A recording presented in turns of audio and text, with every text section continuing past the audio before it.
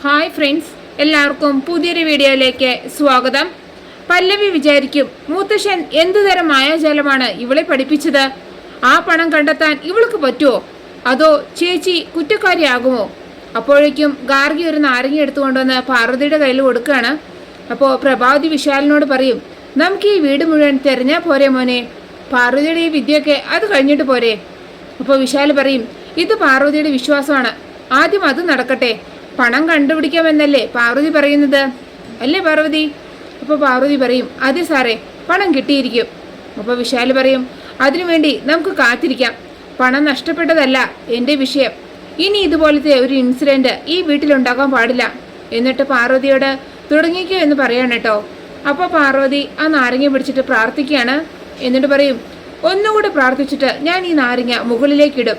അത് കൃത്യമായിട്ട് എൻ്റെ കയ്യിൽ തന്നെ വീണ് അനക്കമില്ലാതെ നിൽക്കുകയാണെങ്കിൽ പണം ഈ വീടിനുള്ളിൽ തന്നെയാണ് എന്നാണ് അതിൻ്റെ അർത്ഥം. അങ്ങനെയാണ് സംഭവിക്കുന്നതെങ്കിൽ ഞാൻ ഈ നാരങ്ങയുമായിട്ട് ഓരോ മുറിയിലേക്കും പോകും.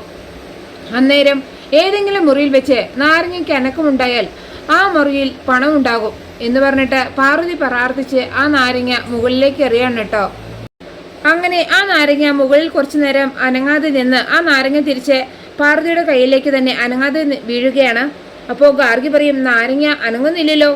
അപ്പോൾ പാർവതി പറയും, നാരങ്ങ അനങ്ങാത്ത സ്ഥിതിക്ക് പണം ഈ വീട്ടിൽ തന്നെ ഉണ്ട്.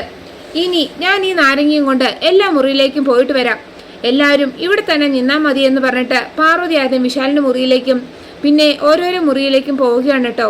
പിന്നെ പാർവതി ആ നാരങ്ങ ഉദയനൂരമ്മയുടെ ഫോട്ടോയ്ക്ക് മുമ്പിൽ വെച്ച് ദീപം കത്തിച്ച് കൈ കൂപ്പിക്കൊണ്ട് പറയും, എന്നെ ചതിക്കാൻ വേണ്ടി ആരോ പണം എടുത്തു മാറ്റിയിരിക്കുകയാണ് അമ്മേ. ആരാണ് ഈ ചതി ചെയ്തത്? അവരെ എൻ്റെ മുൻപിൽ കാണിച്ചു തരണേ ദേവി. നഷ്ടപ്പെട്ട പണം എത്രയും പെട്ടെന്ന് തിരിച്ചു കിട്ടണേ എന്നൊക്കെ പ്രാർത്ഥിച്ച് താഴേക്ക് വരികയാണ് കേട്ടോ. അപ്പോൾ വിശാല് പാർവതിയോട് ചോദിക്കും, എന്തായി? അപ്പോൾ പാർവതി പറയും, പണം ഈ വീട്ടിൽ നിന്ന് എവിടേക്കും പോയിട്ടില്ല സാറേ. ഇന്ന് സൂര്യാസ്തമനത്തിന് മുമ്പ് അത് തിരിച്ചു കിട്ടും. എന്നെ പറ്റിക്കാൻ ആരെങ്കിലും കാണിച്ച തമാശയാണ് ഇതെങ്കിൽ അവർ ആ തമാശ അവസാനിപ്പിച്ച് പണം ഉപേക്ഷിക്കും. ഇല്ലെങ്കിൽ ഉദയനൂരമ്മയുടെ ഉഗ്രകോപം അവർക്ക് അനുഭവിക്കേണ്ടി വരും.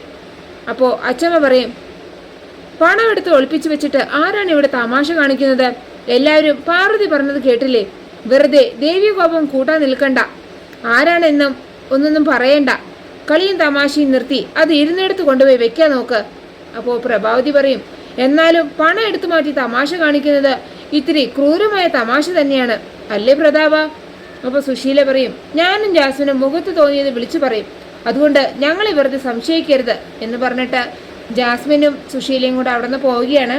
അതേസമയം പ്രഭാവതി പല്ലമ്മയുടെ മുറിയിലേക്ക് വരികയാണ് കേട്ടോ. അപ്പോൾ പ്രതാപം പോയിട്ട് പ്രഭാവതിയോട് ചോദിക്കും, ചേച്ചി എന്തായി കാണിക്കാൻ പോകുന്നത്? നിനക്കിവിടെ നടക്കുന്ന കാര്യങ്ങൾ കണ്ടിട്ട് ഒന്നും മനസ്സിലാവുന്നില്ലേ? പാർവതി പണം തിരികെ കിട്ടാൻ വേണ്ടി എന്തോ കാട്ടിക്കൂട്ടുന്നു, അതിനിപ്പോൾ എന്താ ചേച്ചി? അപ്പോൾ പ്രഭാവതി പറയും, അവൾ ആ നാരങ്ങ മുകളിലേക്ക് എറിഞ്ഞപ്പോൾ അത് കുറച്ചു നേരം വായുവിൽ നിന്നത് നീ കണ്ടില്ലേ? അപ്പോൾ അവൾക്ക് എന്തോ ദിവ്യശക്തി ഉണ്ട് എന്നല്ലേ അതിനർത്ഥം? അതുകൊണ്ട് വെറുതെ ഒരു ഭാഗ്യപരീക്ഷണത്തിന് നമുക്ക് നിൽക്കണ്ട. നമ്മൾ അവളുടെ അനിയത്തിയെ കള്ളിയാക്കാൻ നോക്കി. ഇപ്പോൾ അവളുടെ മാന്ത്രിക ശക്തി കാരണം നമ്മുടെ കള്ളി വെളിച്ചത്താകുമെന്നാണ് എനിക്ക് തോന്നുന്നത്. അതുകൊണ്ട് തൽക്കാലം പല്ലവിയെ കുറുക്കാനുള്ള പദ്ധതി നമുക്കിവിടെ സ്റ്റോപ്പ് ചെയ്യാം. ഇപ്പോൾ പ്രതാപം പറയും, കുറച്ചുകൂടി ഒന്ന് വെയിറ്റ് ചെയ്തിട്ട് പോരെ ചേച്ചി? ഇനി വെയിറ്റ് ചെയ്താലേ നമ്മൾ പിടിക്കപ്പെടും. അപ്പോൾ പ്രതാപൻ ചോദിക്കും, ചേച്ചി ആ പണം എന്ത് ചെയ്യാൻ പോവുകയാണ്? അത് കൊണ്ടുപോയിട്ട് പാർവതിയുടെ മുമ്പിൽ വെക്കാൻ പോവുകയാണോ? അപ്പോഴാണ് അതുവഴി പാർവതി വരുന്നത്. അവരുടെ സംസാരം പാർവതി മറിഞ്ഞെന്ന് കേൾക്കാൻ കേട്ടോ. അപ്പോൾ പ്രഭാവതി പറയും, പണം അവളുടെ മുന്നിൽ കൊണ്ടുവയ്ക്കാൻ മാത്രം ബുദ്ധിയില്ലാത്തവളാണോ പ്രതാപ ഞാൻ? പിന്നെന്താ ചേച്ചിയുടെ പ്ലാൻ? അപ്പോൾ പ്രഭാവതി പറയും, ഒരു പ്ലാൻ വർക്കൗട്ട് ചെയ്യാൻ പറ്റിയില്ല എന്ന് കരുതി നമ്മൾ വെറുതെ ഇരിക്കുമോ?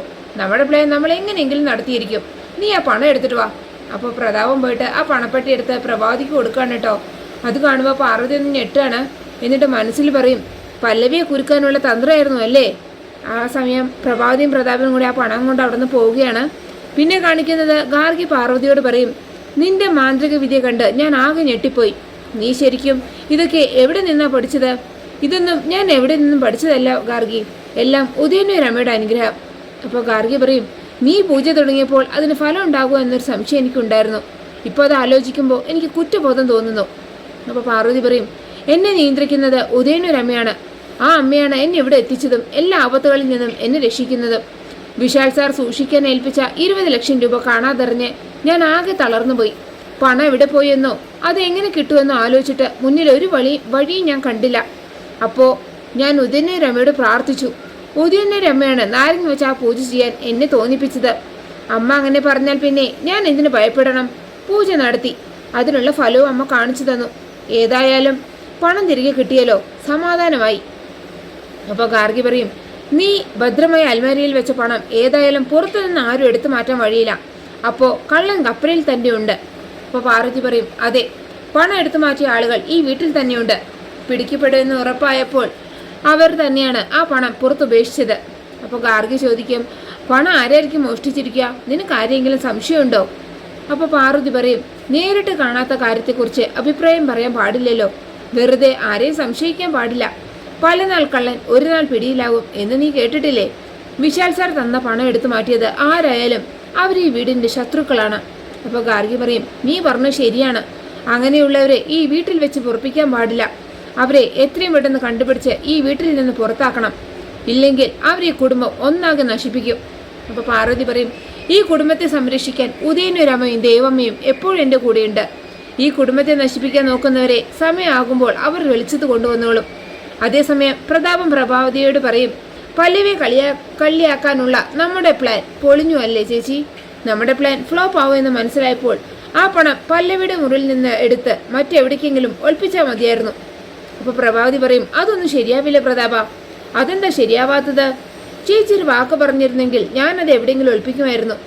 എന്നിട്ട് വേണം നീ രക്തം ഛർദ്ദിച്ച് മരിക്കാൻ. അപ്പോൾ പ്രതാപം പറയും, അതൊക്കെ അവളുടെ ഒരു തന്ത്രമാണ് ചേച്ചി.